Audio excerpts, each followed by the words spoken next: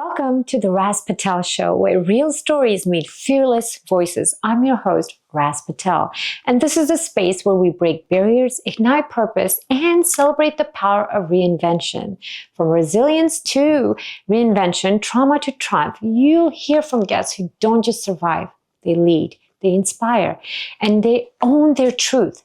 Let's dive in. Today's guest is a powerhouse in mental health advocacy and a true champion for youth on the edge of crisis. Dr. Matthew Rosario is the founder and CEO of ClearHorizon Forensic and Counseling Group, a leading behavioral health clinic serving adolescents and families across Virginia. With a doctorate in psychology, a background in forensic therapy, and over 15 years of clinical experience, he is transforming the way we talk about and treat teen trauma and crisis intervention. But behind the credentials is a powerful personal story. A child of the foster care and system, a U.S. Navy veteran, and now a nationally respected voice in trauma-informed care. Dr. Rosario brings not only expertise, but lived empathy. He's helped secure millions in government contracts and grants. Let's welcome to the show the powerful Dr. Matthew Rosario.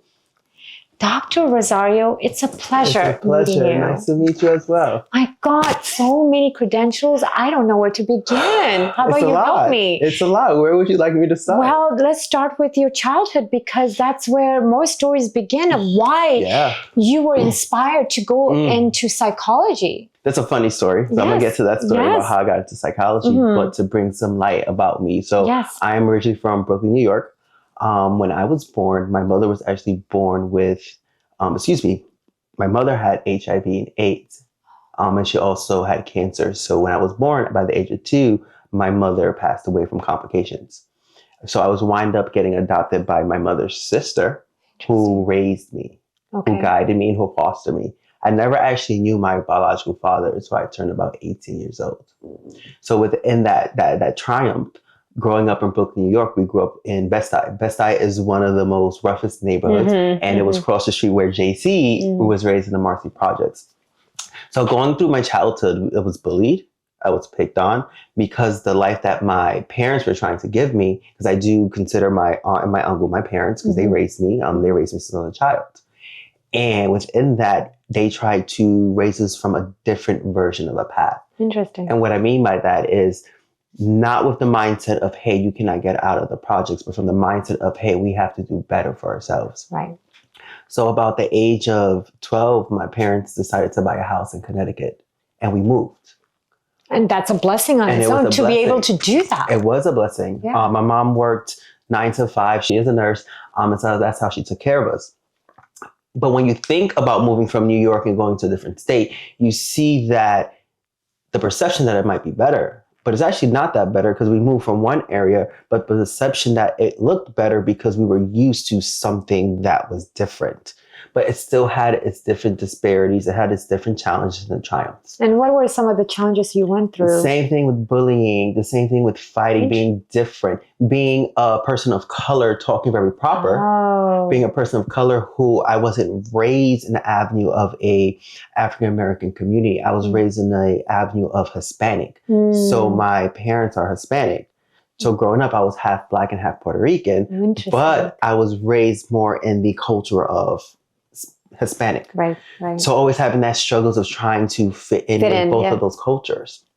So what did you do? How did you overcome those struggles? So it's interesting because at 18 years old, when I finally graduated high school, what people don't realize is I failed college. Really? For 2 years. I got all Fs. Because all I was doing was hanging out with my friends, thinking that I was the wrong crowd, and thinking like, hey, what does life look like for me? So I made a decision and I joined the military. Very good. And when I joined the military, I served for about 7 to 8 years. And I started to discover a different part of myself. I started to discover the world around me and understanding, hey, the things that I'm seeing, it's actually not normal. And what were some of the things that you... The poverty, the disparities, our inability to overcome challenges and being complacent with what life looked like for us based on where we were raised, based on our neighborhoods, based on our understanding of what life looked like for our parents. So when I joined the military, I got exposed to the world. And what I learned very quickly was like the world that I was living in was not the rest of the world around me. Absolutely. And so while I was in the military, I decided to go back to school, but this time with a different attitude. I did not want a degree that had math. And so that is really why I'm here. Did not want a degree that had math. Yeah. But what I realized quickly is psychology has a lot of math. Right. What people don't realize is when I went back to school, I got my bachelor's in 2 years. Right? Awesome. In 2 years. In 2 years. Wow. So my first semester, I realized school wasn't actually that hard anymore. Maybe I matured, or maybe I wanted something better for myself. And I truly believe I wanted something better. And also, on that thought, maybe the Navy helped you. Yes, the structure. The structure. The discipline. But then always thinking back of, I want to do better than where I have come from. I want to understand what life potentials have for me. So I graduated my bachelor's in psychology. And then I said, hey, what am I going to do with this degree? Still in the military. What people don't tell you is you cannot do anything with a bachelor's degree in psychology. Oh, trust me, I know. I was like, man, the system failed me. But at least you graduated with a degree. Yes. And that, to the viewers, they need to know. Yes. It's so important. It's really important. We did it, overcame it. Yeah. What people don't realize is I was taking 8 to 9 classes per semester and destroying it. It was great. So why psychology? So everyone growing up used to talk to me. I walk into these rooms and people would just tell me their life. Right. My friends would always come for advice. My families would always come say, hey, can you just hear my side to this story? So I was always hearing people's stories. And then it's always providing recommendations and guidance, but not really understanding that, some of the recommendations are probably not the best during that time. But I realized I had a passion for people and listening to people. And understanding that my mind works not seeing problems, but it works by seeing solutions. So then I decided, okay, Matthew, you're going to go back and get a master's degree. Very good. I got my master's degree in 12 months. In 12 months? Got my master's degree in 12 months. Instead of 2 years. Wow. So, that's impressive. Got my master's degree. Hats off. Then from a master's degree, I decided, not done yet. So while in the military, active duty, went and got my doctorates. I finished my doctorates in 3 years. You're an inspiration. When I left the military, my last duty station was the Pentagon, and I got out, I had to realize something. I actually don't know how to operate, like how do I work in this field? And I learned. Because all you've done is study. So how do I use what I learned? How do you utilize this concept? And then I realized, oh, Matthew, you have to go back to school and get a second master's degree. So again study. Now I'm wondering. And then, right now I'm wondering, what am I doing? And then that's when it clicked to me when I started working in the field. Wow. And working with youth. And my passion to change the disparity of youth comes from my trauma of disparities of my life. Yeah. So when I'm working with kids, especially teenagers, those are my favorite to work with, I let them know, I hear you and I see you. So hold that thought. You mentioned about children and the disparities that I want you to take us back to that 7-year-old you. If you can, and why that is tied to where you went with the youth in terms of supporting the youth. The foster care, I believe, was one of them. It's a trauma when you don't get raised with your biological parents. Is it? It's a trauma because you have those, what if? How would my life be? And growing up being the 7-year-old Matthew, and reflecting of the 7-year-old Matthew was always scared. Matthew was always nervous. Matthew was always anxious because I never felt safe. Right. And neglect. Yes. And just because you feel that someone has abandoned you at the age of 7, right? That's that disparity. Yes. Must have clicked in you to be where you are and to support the youth. I wanted to make sure there was an understanding of the correlation. No, definitely. For me, it's more still like healing my pain, healing my trauma by seeing the kids do better for themselves. Thinking from a lens of, hey, like, you're in here, because I work in the jails with the kids. You're in here, but you can change this. You can change this by understanding that you're not the product of your environment. But we have to learn not to make excuses for ourselves and justify that, oh man, because I have this trauma, I can't do these things. We can. Trauma can be turned into pain, but it's how we weaponize the trauma. You brought up a very valuable point about excuses. Because growing up, we all, even as adults, we always come with excuses. So when you're working with these youth, the ones that have gone through so much trauma, Dr. Rosario. How do you, are there some examples or some ways that you navigate those traumas in order to support them and say, hey, stop making excuses? Yes. So we validate the feelings, but not the behavior. Okay. So when people ask me, what does that mean? I tell them, your feelings are valid, but your feelings are not factual. Your feelings are just your feelings. I cannot control your feelings. No one can make you feel mad, upset, or make you cry. You're choosing to allow that to come into your space. Does your feelings justify your behaviors? No, because no one cares about your behaviors, because we have a set of standard laws in place that we must follow. Right. So your feelings are not going to justify your irrational behaviors. So I understand you're going through some, and I curse a lot with my kids. So I tell them, I'm like, hey, I understand you're going through some shit, but understanding. You're just being real. I'm being real with them. Yeah. That's it right there, right? Yeah. My approach with the youth is I'm not hiding behind a book of education. I'm hiding behind a book of experience. Like, hey, I hear what you're telling me. I understand that your parents are the one that gave you the fentanyl. I understand that. But now at 16, 17 years old, you are choosing to continue onto that path. So are you really still blaming your parents, or are you blaming yourself? Right. So when do we start taking accountability for our own actions instead of rationalizing and justifying why we are behaving this particular way? Right. We, as people, even at youth and adults, we make excuses of why we're in our circumstances. Beautiful. Right. We don't need to make we don't excuses about our circumstances. We need to change our circumstances. And the only one that can do it is ourselves. To get to that breaking point. Yes. That's that you have that skill. Because many youth, that's why they end up where they do, either in jail or run away or kidnapped or in trafficking and so forth, just because they don't have an outlet. They don't have an outlet. Yes. And so how do you break that chain? You break the cycle. You break the cycle. But you educate the parents. But what if they don't have And that's the problem, right? And that's the struggles I have. It's when the child doesn't have the parents, they may have a guardian. They have someone in the system taking care of them. Are you taking care of them in order to make yourself feel better? Or are you taking care of them because it's out of obligation? Or are you taking care of them because you want them to do well? Right. Most caretakers, in my experience, when they have their own trauma and they're coming from disparities, they don't know how to raise children. Foster parents, and I was going to be a foster parent at one point in my life, the training that they put people through is not the adequate enough training to deal with children who have emotional dysregulation and self-regulation.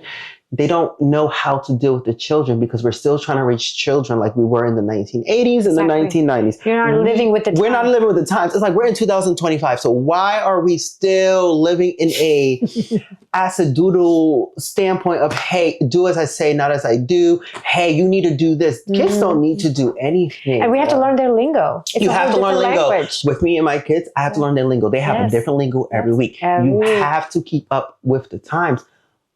But there's a difference between making the youth or the child afraid of you and then them respecting you. And I tell that to people. It's that authority. You don't want that authority. It's the authority. Yeah. You want to be strict and firm, but you don't want to dictate. Because you need them to grow and have a sense of independence to make decisions. Because when we're not here no more, our kids are going to have to make decisions without us. So are we almost crippling our children not to be self-sufficient? So like we talk about those helicopter parents. I'm definitely not one. No, not me either. I'm like, you're going to go and make a mistake. Fall, make mistakes, here. Come back and tell me what you learned. I'll be here and you learn. Yes. And they learn from experience, but they also learn from guidance. So I tell you my kids, I'm like, hey, I'm your parent, but I'm also your teacher and I am your coach. And your guide. And I am your guide. Yes. And the only thing I want you to do is have open communication with me. I'm never going to be mad with you. Just don't lie and just be open. Oh, I have 2 rules in my house, and I have 2 rules when I work with my kids. I tell them 2 rules. I have 2 rules. Don't lie to me. Don't bullshit with me. Been there, done that. Yes. If you lie to me, we're not going to go nowhere. If you're bullshitting with me, I'm going to tell you you're bullshitting with me. And they're honest, and they're like, okay, this is what happened. Great. And when they do bullshit, I'm like, hey, let's try that again, right? Because you know your kids, but you know the youth. So when youth don't have those positive support systems in their life, that is when we have to become the light for them. Right. And so the work that I have committed my life to at the age of 33, because I'm very young. Wow, you are so young. And to get these credentials at this age, So at 33 years old, my approach to kids, my approach to mental health is different from other providers because I'm using a cultural understanding experience piece. We cannot sit here and say, talk about trauma. What does that actually look like? Yeah, what does it look like? What does it look like? You're going to talk about it. Okay, guess what? Trauma is a part of life. And trauma is different for each and every individual. Right. What does trauma really look like? Are you really traumatic or is it something else going on with you? Or maybe there's a difference between mental capacity and your trauma. Do you have the mental capacity to deal with daily life stresses versus something that traumatically happened to you? Right. I think now we are allowing our youth and our adults to weaponize the mental health. I have ADHD. That's why I'm acting like that. Fine, understand that. But if someone that has diabetes has to take their blood pressure, they're managing the symptoms. So you can manage your behaviors. So what are we talking about? So now we're weaponized. Stop giving excuses. Stop giving excuses. But with the kids, especially with me working with criminality of children and at-risk children inside of the juvenile detention centers, it's different. Right. It's a mentality of no other. It is a survival instinct of how am I going to survive around a world that I do not understand. Right. Or that is threatening. Yes. Right? Because they're in jail. I mean, they've pretty much given up. They've given up. And when they give up, the people around them and their support system starts to give up. And over my course of my career, that's what I see. People give up. They give up. But then there's always light in people, but you have to understand how to motivate someone. How do you motivate a youth that's gone through disparities? You bring it down to their level. You come up to them and you tell them, hey, I know your life is fucked, but how do we get through it? Right. So for instance, I was working with a client and he disclosed to me that he was on drugs because his mother was selling him to her friend and he was doing fentanyl. My response is not the most therapeutic response, right? The therapy would say, oh man, that's rough. My response was like, so your mother's the one that fucked you up. So let's start there. Talk to me about that. And he cried. And then he said, so you get it. I said, yeah, I get it. Yeah. And I'm not trying to be disrespectful. It's like, but this is what's going on. I broke it down. He said, you are the first person to keep it real with me. I said, so I understand. Now you're choosing to not engage. What are we going to do? Speak to me. Let me hear you. Sometimes we're not listening to the children. Sometimes we are allowing our pride as an adult and our ego as a society to dictate, oh, this child's behaving like this because they just want to be assholes. No one wakes up in the day and decides to do drugs or commit crimes. I mean, you're putting your blinders on. You're putting your blinders on and you're like, hey, that's their problem. Right. So about a year ago, one of my coworkers was talking to me, and we do a lot of programs with unhoused individuals in the homeless population. And she's like, well, I just don't understand why they do drugs while they're out there. And so my response was, if it is -2 degrees outside and the only way to warm yourself is taking a needle and pouring heroin into your veins, guess what you're going to do? Yeah. And the first thing she told me was, I never actually thought about it like that. I'm like, you think they're choosing to do drugs? Maybe. But the other avenue is they're doing drugs to survive out in the street. Survival of the fittest. How would you feel if you're sleeping outside in -2 degree weather? I'm sorry, if I had to, I'm going to try to do what I need to survive. That's all you're cornered with. So we have taken the compassion out of service and we have made it now obligation. And I think that as a society, but as a culture, we need to do better and understand the only way we're going to get through this is supporting each other from a way of more of a love base and not of a obligation or risk base. So speaking of love and obligation, how do you manage the comfort? You've highlighted and touched on it a little bit, but how do you navigate those struggles with the youth that you deal with, the children that you deal with, and at the same time keep yourself poised? Because it's so many, like you, I go through so many emotions when they go through that. You just want to, the part of me is like, no, I have to be firm, I have to be straight. But the other of me is like, no, I want to just embrace them and hug them. So how do you navigate your emotions? So it's difficult sometimes, right? It is difficult. I will recognize that. Navigating emotions of children, you're hearing it, and then you have to keep it here, and then you can't share it with people. You have to keep it to yourself. Right. So with me, I've learned that my purpose is not to consume their problems. My purpose is to navigate them through their situation, their problems. Right. And although that their situation is sad, in order for me to be effective in my job, I have to allow myself to recognize my feelings in those moments. Wow. And then take a step back. But I will tell you, I work with over 200 kids already in my lifetime, right? So I work with kids with substance use. I work with kids as sex offenders. I work with kids with traditional mental health. Wow. But each of them have the same stories. Most of them have similar stories. Yeah. But those are my stories that I keep dear to me. And that's what continues to motivate me to do what I do. If you ask me, hey, do you do this for a paycheck? I will tell you this. I do not do this for a paycheck.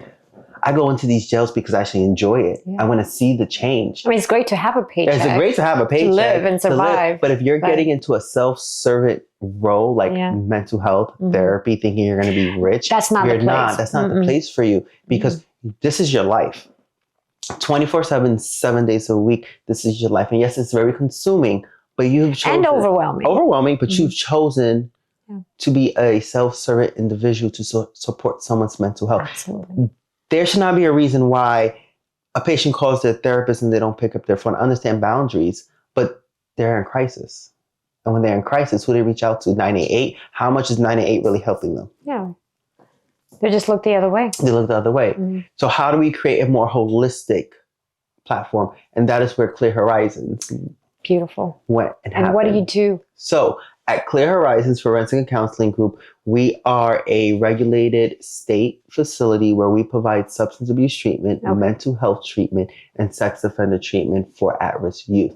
And is it open 24/7? So it is open. We do not actually close. And what I mean by that is within our programs that we have an emergency line. So if anybody calls us after working hours, there is a therapist that will pick up the phone and they will do an intake. They will do a triage. If they call us at 3 a.m, someone will pick up the phone and do an intake and do a triage. And the next day they will come to the office at 8 o'clock and we will do a whole treatment team with them.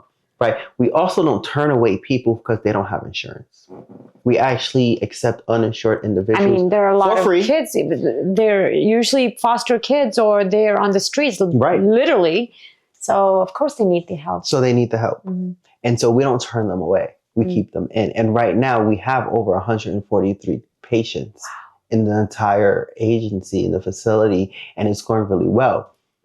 But we do it from a cultural understanding. I cannot help your mental health when you're having all these other disparities. So if you're unhoused, how am I supposed to work on your mental health? Right. Doesn't correlate, right? Yeah, it doesn't. So, hey, work on your mental health, but you're still living on the street. Yeah, it doesn't jive. Right? So it's like, hey, so now I'm going to connect you to the nonprofits now we work with, and we're going to house you. And now where you're housing, we're going to teach you about financial literacy. Beautiful. We're going to talk about workforce development. We're going to talk about reunification if you lost your children. And you have enough team members to... I have a staff of over 30 people. Wow. And they're just like me. They're passionate. And they rotate that phone. And that phone is picking up. Is it okay if I come one day to... Yeah, definitely come. Yeah. They will welcome you. They'll probably feed you. They do like to cook because we have a kitchen at the facility. I'll be nice. I'll eat a little bit. And they'll eat. And they cook, right? It's coming from their heart. It's coming from their heart, right? Yes. The other day, one of the group members, he's transporting people because they don't want to walk. And it was like, great. And then one of the nonprofits came by and said, hey, we want to give him a gift card to AutoZone to fix his brakes in his car. Because now they're taking accountability and initiative for their own mental health. And going a step beyond. Yes, by helping others. So now what we've done is created a community. Yes. And now this community has created a support system.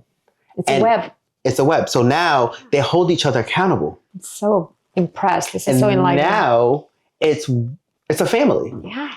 And yes, people are going to be like, hey, Dr. Matt, you're not supposed to be saying those type of words, but it is a family. It's a family of individuals helping and supporting each other's mental health by allowing professionals to come in to provide a service and create a community of true holistic approaches. These are the people that are unhoused. These are the people that no one wants to talk to. But guess what? We've done a pilot program. We've had 10 people in this program. All 10 of them now currently work. 100%. 100%. And now they are still going to groups. Now they're talking about transitioning to one of their own houses. So, because now they can afford to do it. It takes time. Yeah. It takes time. I'm not going to say this is the easiest part because it takes time. But now we start with 10. And then when those 10 graduates, we'll do another 10. And we'll slowly progress. But that is holistic healing. That is mental health. That's mental health. Mental health is just not sitting across the couch and speaking to me. This type of therapy, I'll be honest with you, I don't do it. Yeah, you don't. It's boring. Which is why I'm glad you're here. It's boring. I would tell people it's boring. I need to see your world. I need to consume myself in your homes. I need to consume myself in what you're doing. Because all you're giving me is the grain of surface of things. And so not letting me go deep dive. So now I understand, oh man, you don't know how to clean properly. You don't know how to do this. Hey, why don't I link you to your case manager? We're gonna give you all these resources and we're gonna follow you. And we're gonna hold you accountable. And then the ultimate goal is for you to be a successful participant in the community. So how can I make it more interesting here that you are here right now? What can we do for you? What can we do for ClearHorizon? That's a good question. I actually have never had someone ask me that. I'm going to be very transparent. My background is psychology. Yeah, so. I'm like, wow, I've never. And mental health, so I'm with you. Donate. And when I say donate, not money, because we don't need money. Okay. When I say donate your clothing that you do not wear no more, right? Donate food if you have it. All right. Donate those charitable contributions. That is all what we need from Clear Horizons. Is people coming in and saying, hey, we know you guys have this program helping these individuals. How can we support? Hey, you have any clothing that you're not wearing? Just donate it. We can find someone. If you're talking about, hey, I can go here once a week and teach them about financial literacy, come out and volunteer and work with these individuals. Because when you hear their stories, it's beautiful. It is so beautiful. And it's so moving and emotional that you just want to give back, give.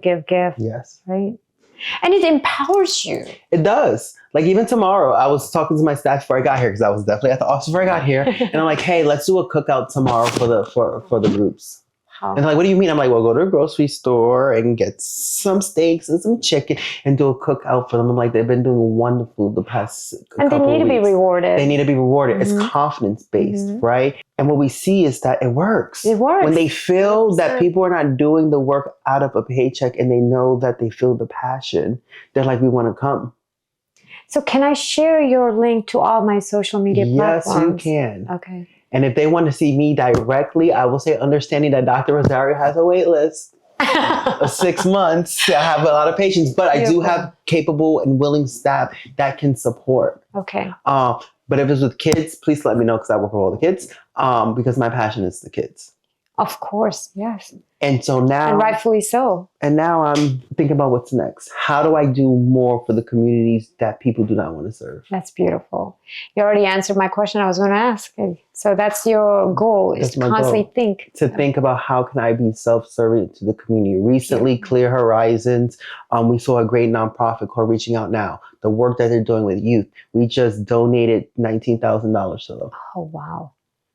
Congrats. That's huge. It was huge, right? Yeah. That was the biggest donation thing we've given out since we've been open. Why? Because they're doing work with the children. They didn't ask for it. I was watching and I was like, you know, they're doing really good work. What do you guys need? They didn't ask. When they go out, though, your 10 children that went out in the world that you've piloted and they've been clearly successful, do you follow through?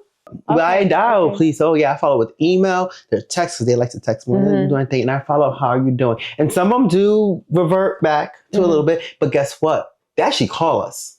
Beautiful. They'll say, hey, I'm having these issues. Hey, come in.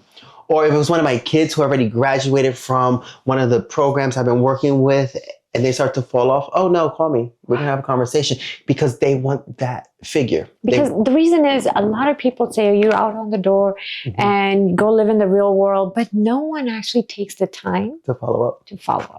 Oh, we follow up.